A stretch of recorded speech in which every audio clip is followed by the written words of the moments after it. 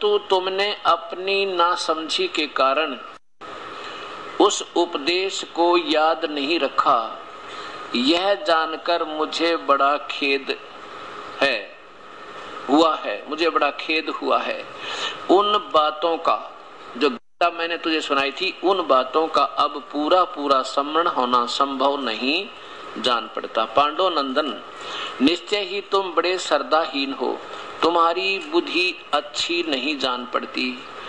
अब मेरे लिए उस उपदेश को ज्यों का त्यों दुहरा देना कठिन है। अब इससे क्या सिद्ध हुआ कि श्री कृष्ण जी ने गीता नहीं बोला, श्री कृष्ण का शरीर था, बोल रहा था काल। जैसे टेप में कैसेट दूसरी चढ़गी तो दूसरी बोलेगी गानों की, और भक्ति की चढ़गी तो भक्ति की बोलेगी। तो ये तो एक खोखा कवर है, इसमें जो भी आकर के प्रवेश करके बोल रहा है वो अपना ज्ञान दे रहा है, उसी की भाषा उसमें चल रही होती है। अब यहाँ ये बात सोचने की है कि भगवान श्री कृष्ण कहते हैं कि मुझे तो अब जो का तू याद नहीं, और तूने याद क्यों नहीं रखा, तो ये बात कोई जची नहीं। अब फिर वेद व्यास जी ने वो गीता ज्यों की त्यों लिख दी जो उनका संवाद हुआ था, और श्री कृष्ण को याद नहीं।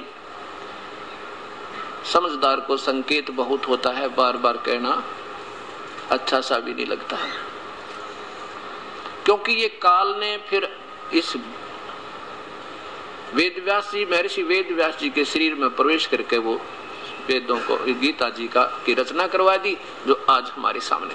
अब इसमें क्या है कि जहां तक ज्ञान का तात्पर्य है वो तो 100% करेक्ट है, 100% सही है, और जहां पर युद्ध कराने की अटकल इस काल ने लाई वो गलत है, वो सारी गलत लगाई। कैसे?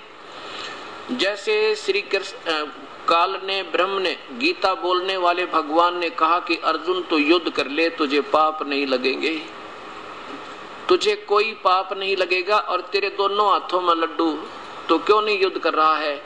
यदि युद्ध में मारा गया तो तू स्वर्ग प्राप्ति होगी, और युद्ध में जीत गया तो इंद्रप्रस्थ का राज भोगेगा। बता तुझे कौन सी आनी?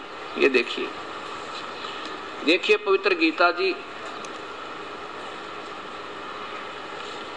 अध्याय नंबर 2 का श्लोक नंबर 37 और 38।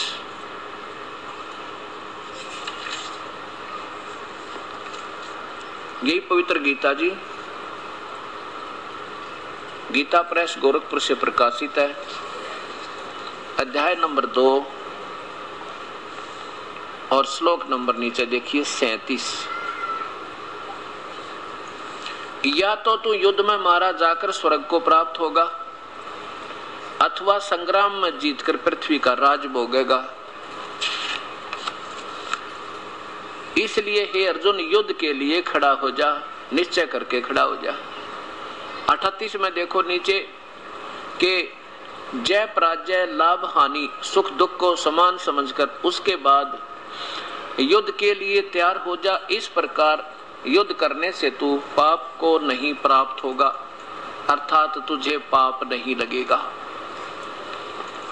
अब देखना, ये अटकल काल ने गलत लगा दी केवल विनाश कराने के लिए।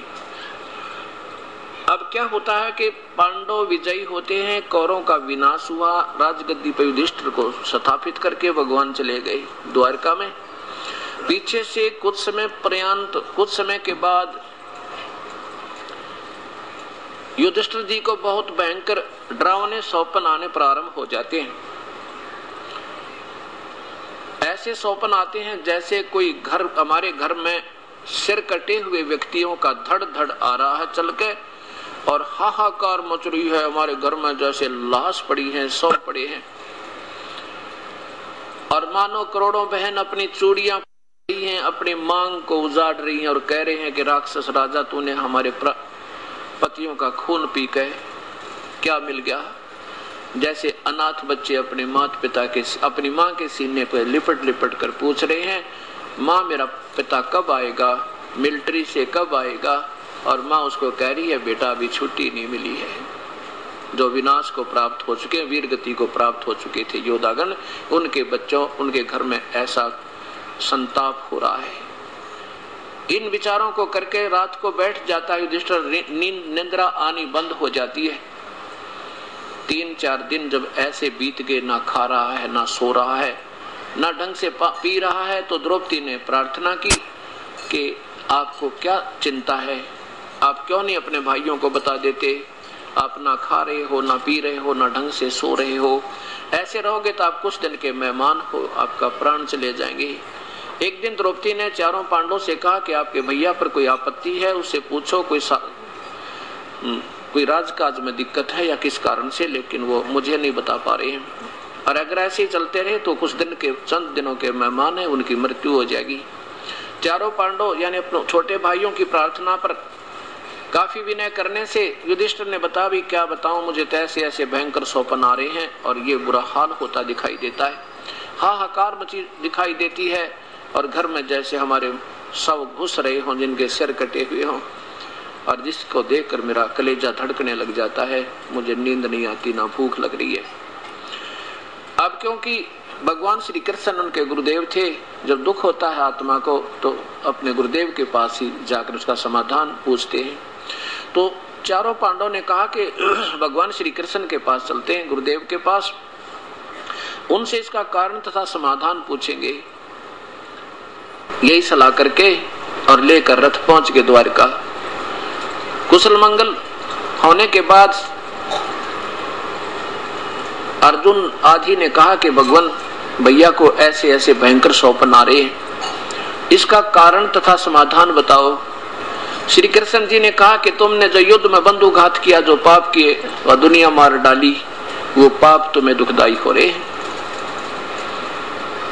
अब इस बात को सुनकर अर्जुन को धक्का लगा कि प्रभु स्वयं तो कह रहे थे, जब गीता जी का ज्ञान दे रहे थे कि अर्जुन तो युद्ध कर ले, तुझे पाप नहीं लगेंगे, और अपने मुख से आज कह रहे तुम्हें ये पाप लगे तो कि तुमने युद्ध में हत्याएं की थी।